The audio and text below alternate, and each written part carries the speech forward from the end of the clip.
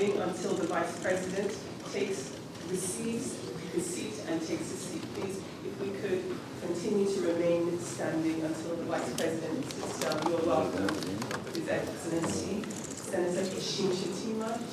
We expect surpluses to continue to support reserve accumulation, which is key for process of the reform ahead. So as you can see from the chart, we forecast a 4% growth in current account balance.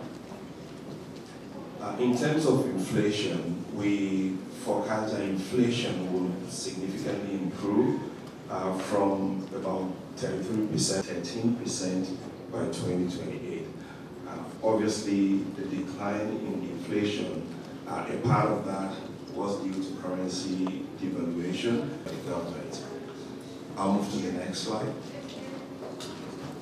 In terms of the fiscal outlook, I think a key item here is we expect revenue mobilization pace, and one of the things you see in there is as we think about the net debt service, net debt to GDP, we expect that position to improve as well. So right now, it's about 60% in the reform agenda. And finally, no presentation will be complete if I don't talk about tariffs, especially since oil is exempted from the tariffs. So we expect that to be really minimal and countries will be highlighted. I think with that, I've come to the end of my brief presentation. This conversation, it is my pleasure to welcome to the stage the Honourable Minister of Industry, Trade and Investment, Dr. Jumoke. It's not.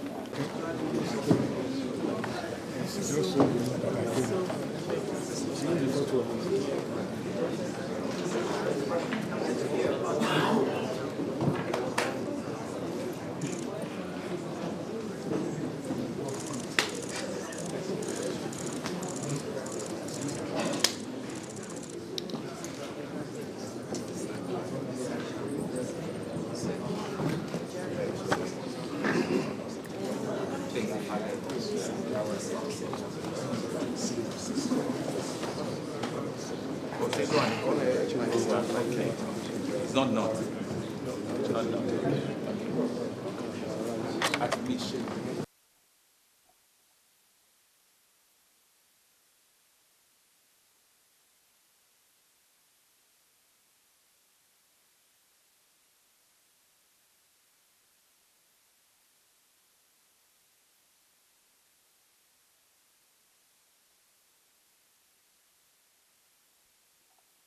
It gladdens my heart to come and rub minds with the Prince of Nigeria. On behalf of President Bola Ahmed Tinubu, I wish to warmly welcome each and every one of you to this event.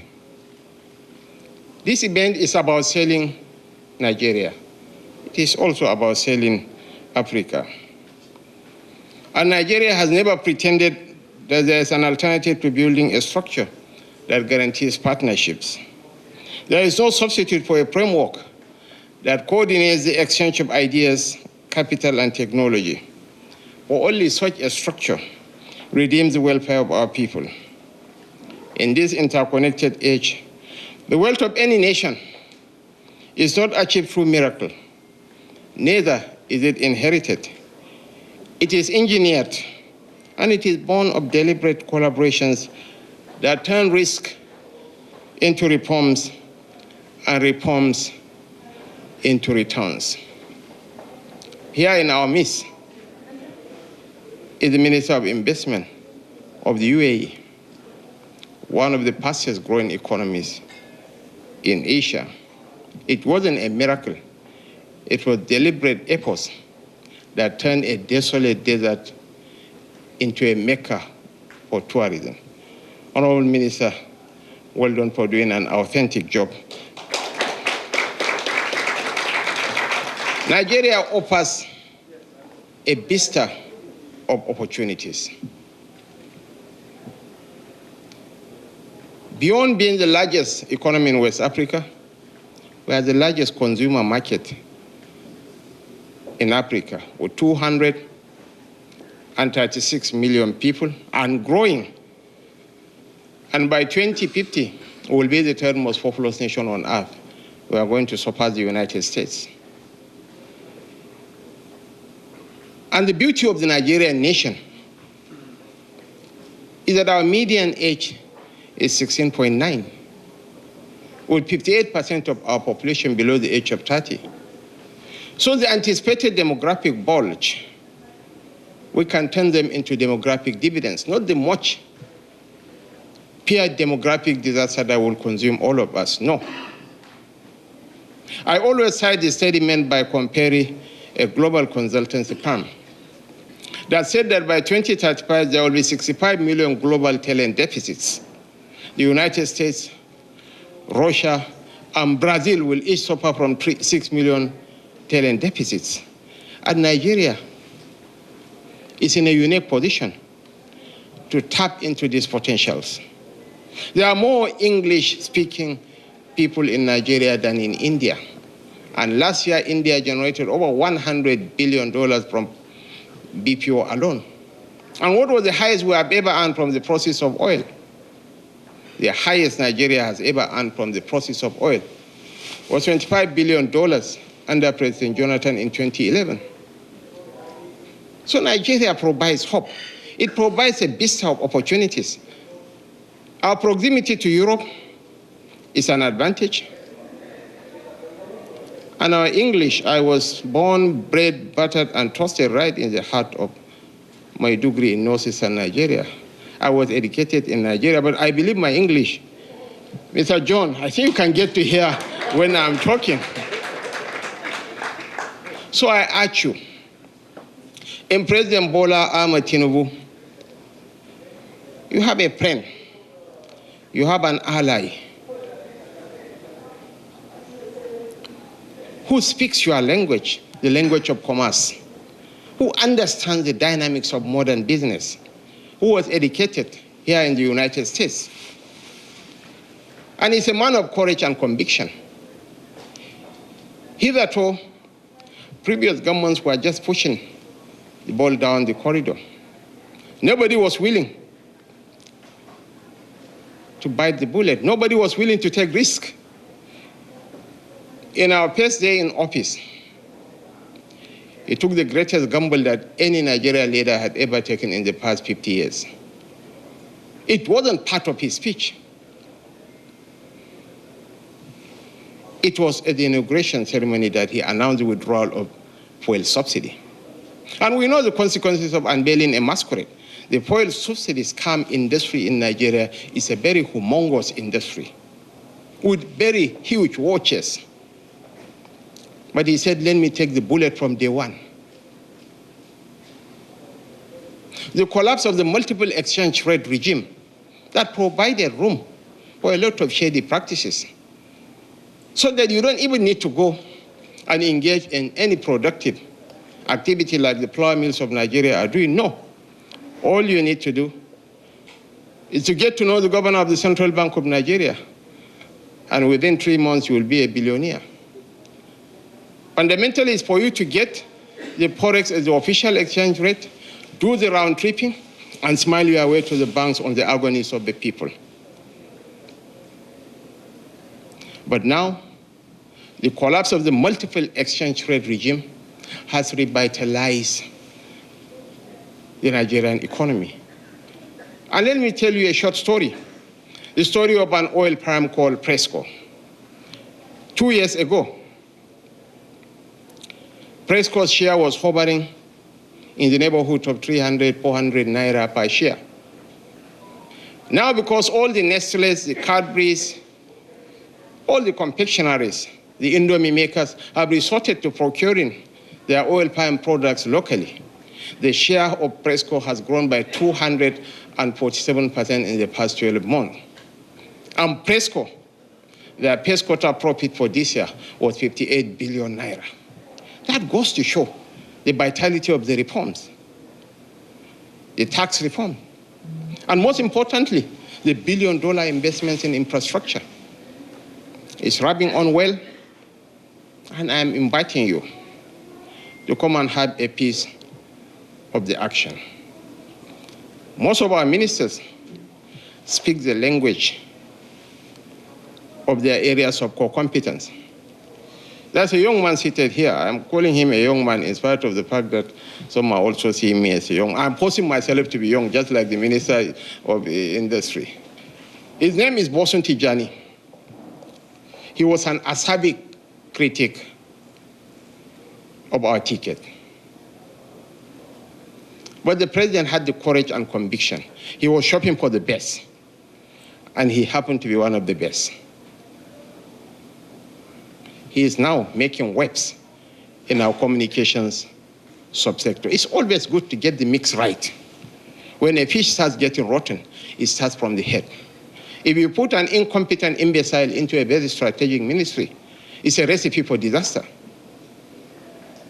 So with all humility, our cabinet, the cabinet of President Bola Ahmed Tinubu, is one of the most competent cabinets in the West African and the African region. I want to thank you most sincerely from the bottom of my heart on behalf of my boss, who ought to be here. I have a prepared speech, but I said, no, let me speak from the heart. Because sometimes when you speak from the heart, it conveys greater meaning and depth than reading a sterile prepared speech. So I want to thank you. I want you to continue believing in Nigeria, because the trajectory of global growth is facing Africa, and Nigeria will make or mar that transition. 1 out of every 4 black men is a Nigerian. And by 2050, 1 out of every 3 black men will be a Nigerian. And by the end of the century, 1 out of every 2 black men will be a Nigerian. Of the 10 unicorns in Africa, about 8 are in Nigeria. Name some of them for me: Andela, Plutaweb, Money Point, Jumia, Ope. That's where the action is. Why do you have to go and waste your resources? Come to Nigeria.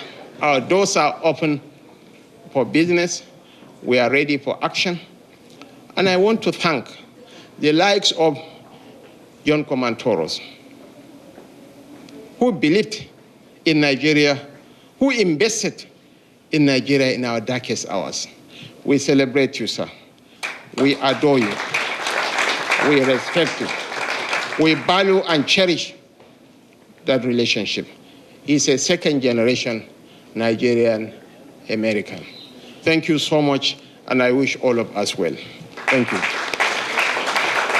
It's a day that's going to be full of different activities.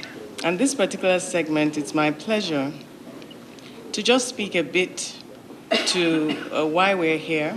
This discussion is guided by the theme, Risk, Reform, and Return. And today's gathering is designed to move beyond announcements into bankable partnerships. And the theme signals that Nigeria is not only rewriting the risk equation with bold reforms, but is also offering predictable returns and genuine partnership opportunities. So just to mention Nigeria's fundamentals, Nigeria is West Africa's largest economy and a consumer market of 230 million people today, projected to be 320 million by 2040. We were having a discussion on numbers just before we started this, with a median age of 18 and over 58% under 30 years old. So this gives Nigeria one of the deepest talent pools globally. And we're also a natural hub for trade between Africa, the Americas, Asia, with 44 distinct natural resources. 5 of the 9 tech unicorns are of Nigerian extraction. We have the largest oil reserves in Africa and 210 trillion cubic feet of proven gas reserves.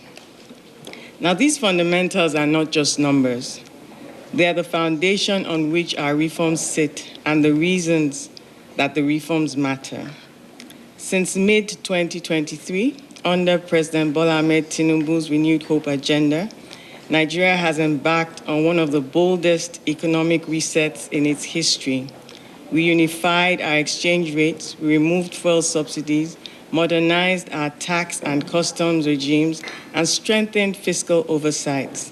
We overhauled our trade and investment policies, and these include a full AfCFTA implementation, that's the African Continental Free Trade Area Agreement, a national single window project for trade facilitation, a new Investment and Securities Act, an upgraded PPP framework, and modernized bilateral investment treaties. Now, the impact is already visible. GDP growth is accelerating, external reserves are strengthening, inflation is moderating, and investors' commitments are rebounding. In April, Fitch upgraded Nigeria's sovereign ratings to B, which is stable, and Moody's lifted its issuer ratings to B3, stable also. Now, citing improved buffers and clear policy direction, which is important. Since then, these reforms began.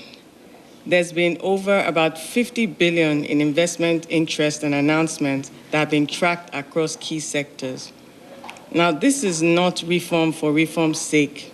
It is a disciplined effort to create a transparent, rules-based, investor-friendly market, one that crowds in capital at scale, unlocks productivity, and positions Nigeria as the natural hub for the AfCFTA's $3.4 trillion market. Building on this momentum, Nigeria has introduced a new tax act to modernize and streamline our fiscal regime. But tax is just one part of a much larger picture.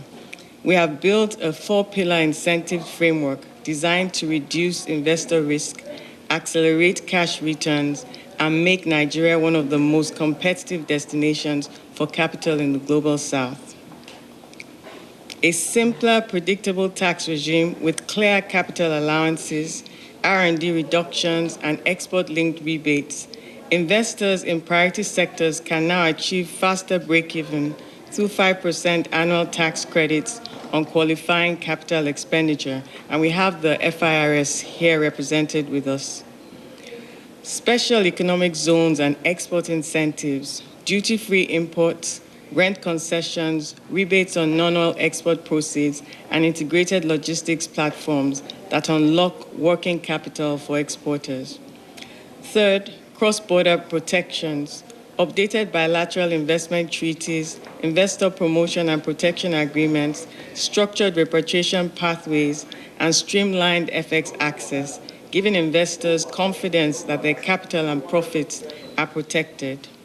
Fourth, financing and liquidity tools, sovereign and FDI co-financing, dedicated sector windows for creative, tech, agribusiness, and green manufacturing, and credit guarantee streams to lower borrowing costs and catalyze private lending. Together, these pillars show Nigeria is not just open for business. We have engineered the scaffolding for long-term capital to thrive. This is where reforms meet bankability and where policy certainty becomes predictable returns. President Bola Ahmed Tinubu is leading Nigeria's economic transformation with a renewed hope 8-point agenda, which prioritizes food sovereignty, energy sufficiency, infrastructure renewal, industrialization, job creation, inclusivity, and improved access to capital. And what you see here is not just a random list, but a national roadmap. Each priority is backed by a bankable pipeline. Now, for priority sectors, agriculture and food security, Nigeria has 71 million hectares of arable land, yet only 46% is cultivated.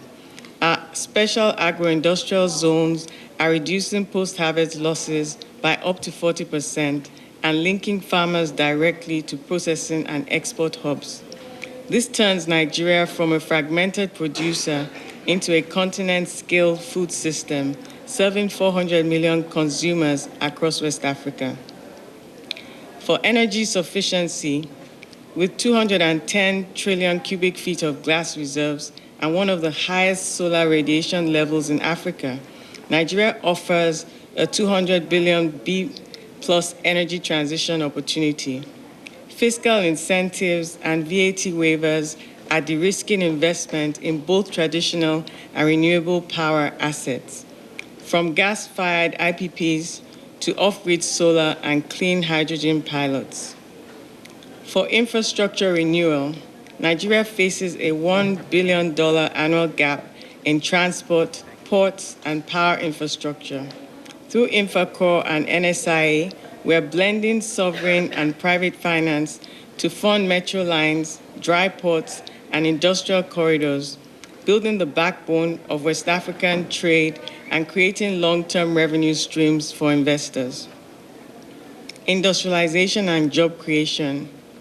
SEZ clusters host over $5 billion in installed industrial capacity, with backward integration incentives and AFCFTA corridors opening a 450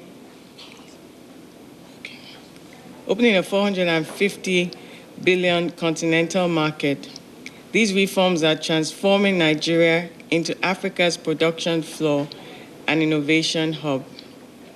So for natural resources, and the Honorable Minister will speak about the critical minerals shortly, we have $700 billion worth of beneficiation and security regime. And digital economy and access to capital, we also have the Honorable Minister who will speak to that shortly. But I'm aware that His Excellency the Vice President has another event at 1 o'clock, and we asked him just for an hour. So I think that we'll pause at this point and let him make his comments. Then we'll come back into spotlight sectoring on two particular sectors, solid minerals and telecommunications and innovation and digital economy.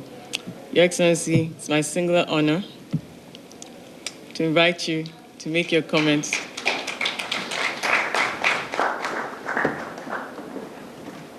Well, it is for the sake of equity, justice, and fairness, Africa should have a fairer representation in the UN Security Council. Naturally, when you talk of Africa, Nigeria is Africa and Africa is Nigeria. I mentioned earlier on that 1 out of every 4 black men is a Nigerian. And by 2050, 1 out of every 3 black men will be a Nigerian. And by the end of the century, 1 out of every 2 black men will be a... So it's almost our natural right, our birthright. We deserve to be there. Not that we are begging to be there. We ought to be there. We deserve to be there. And in the fullness of time, we should vindicate our position as the greatest economy in Africa. Thank you very much, Your Excellency. Thank you. Have a great day, sir.